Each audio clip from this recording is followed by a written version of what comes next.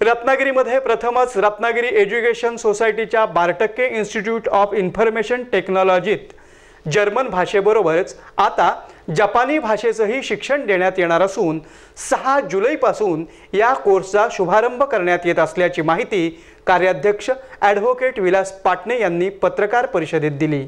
भाषा ही उद्योगाची, अर्थकारणाची, संस्कृतीची आणि रोजगाराची भाषा आहे।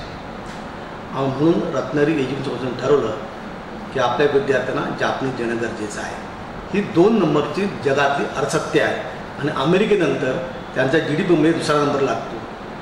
जापनीज भाषेमध्ये प्रचंड रोजगार क्षमता आहे। कॉर्पोरेटची भाषा ही सुद्धा जापनीज आहे आणि म्हणून आम्हाला प्रामाणिकपणे असं वाटतं की आपल्या विद्यार्थ्यांनी जापनीज शिकलं पाहिजे। जापनीज शिकल्यानंतर त्यांना कुठली कॉर्पोरेट, कुठल्या टेक्नॉलॉजीमध्ये नोकरी मिळू शकते आणि जगभरच्या ग्लोबल कम्युनिकेशनमध्ये आपल्या विद्यार्थ्यांचा परिगावर नाटक विकास हा लवकरच होऊ शकतो। भाषा शिकण्याची आवड असणाऱ्यांसाठी परदेशी भाषा हे उत्तम करिअर होऊ शकतं।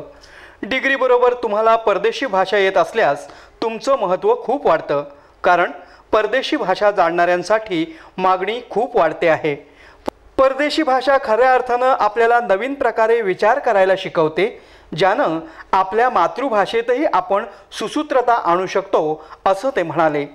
5 जुलैपासून जापनीज भाषेचा आपण कोर्स सुरू करतो आहोत। विद्यार्थ्यांनी याचा अधिकारी लाभ घ्यावा आणि एक जर तुम्ही फॉरेन लँग्वेज शिकली तर तुम्हाला विकासाची, तुमच्या व्यक्तिमत्व विकासाची अनेक दारं खुली होतील, असं आम्हाला प्रामाणिकपणे नमूद करावं असं वाटतं। दरम्यान अक्षता शेवडे यांनी जापनीज भाषेत भाषेचं महत्त्व सांगितलं।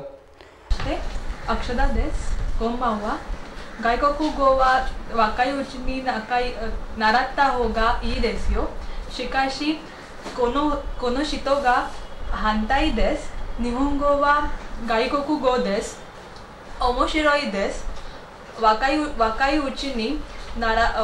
उचनी गांबारी नासाई आरिगातो गोजाइमास। हे होतं जॅपनीजमध्ये जॅपनीज भाषेविषयीचेच थोडेसे गुण।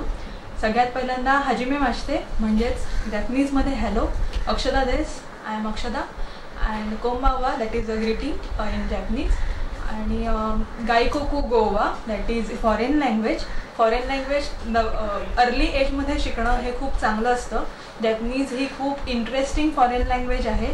ती जर का तुम्ही आत्तापासून शिकायला सुरुवात केली तर त्याचा खूप जास्त फायदा होईल आणि जॅपनीजचा अभ्यास किंवा जॅपनीज शिकणं ही खूप इंटरेस्टिंग गोष्ट आहे, त्याचा सगळ्यांनी लाभ घ्यावा।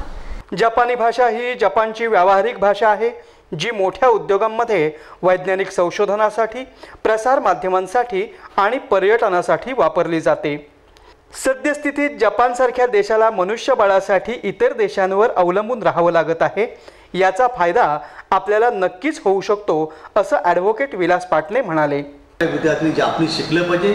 जापनीज शिकल्यानंतर त्यांना कुठली कॉर्पोरेट, कुठल्या टेक्नॉलॉजीमध्ये नोकरी मिळू शकते आणि जगभरच्या ग्लोबल कम्युनिकेशनमध्ये आपल्या विद्यार्थ्यांचा परिगावर नाटक विकास हा लवकरच होऊ शकतो, अशी आमची खात्री आहे। आणि म्हणूनच रत्नागिरीकरांनी सुरू होणाऱ्या या कोर्सचा लाभ घेण्याचं आवाहन कार्याध्यक्ष ॲडव्होकेट विलास पाटणे, कार्यवाह ॲडव्होकेट प्राची जोशी, 12% इन्स्टिट्यूटचे अध्यक्ष सुहास भाऊ पटवर्धन, प्राध्यापक सप्रे आदींनी केलं आहे।